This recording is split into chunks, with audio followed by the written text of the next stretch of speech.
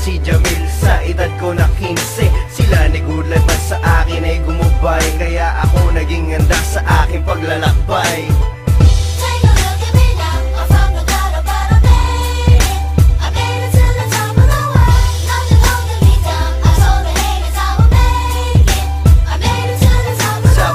Ng mga taon lalong naging matibay, di ako nagpatinag sa mga hamon ng paglalakbay. Marami na kasama, ang iba'y naging kilala, ang iba ay nawala na ng gana at ang pag-asa. Ang iba'y mga nanubok sa aking kakayahan, ngunit hindi ako pumayag na maging talunan. Sa isang makatang tulad ko'y hindi to biruan, isinang puso ang laro bago ko to pinaglaruan. Pinag-aralan ng mabuti at naging biyasa, at kahit kailan ang bandera ko hindi binaba. Sa mga taong nagsasabi na hindi ko to magagawa, asan kayo ngayon? Bakit lahat kayo nawawala?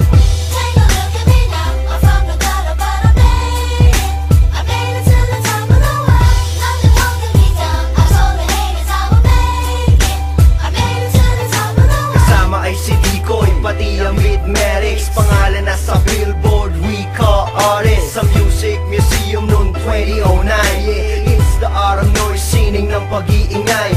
Winasak namin ang mga maling paniniwala na ang Tagalog rap at ang flip hapay wala na. Ipinakita sa lahat kung gaano kalakas ang musikang sasabog dito sa Pinas.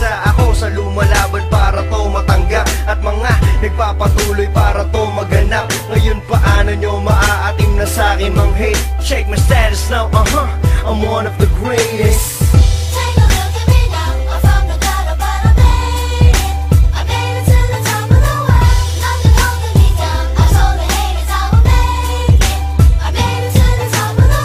Kay Akuma dun sa una kong recording sa studio ni Brado sa Sigaw ng Tondo. Salamat kay Diego nung sinabi niya sa akin, wag ka muna mag-perform kasi hilaw ka pa bro. Salamat kay Cypher, salamat kay Trix, mga Pinoy tripulantes, respeto sa inyo. Salamat kay Mardawan, salamat Suscara, salamat West Indios, naniwala kayo. Salamat kay Tempest at Pitong Baligtad, dahil nandiyan kayo palagi at nasa tabi ko. At salamat sa lahat ng mga haters ko, dahil para sa inyo ang mixtape ko na buo.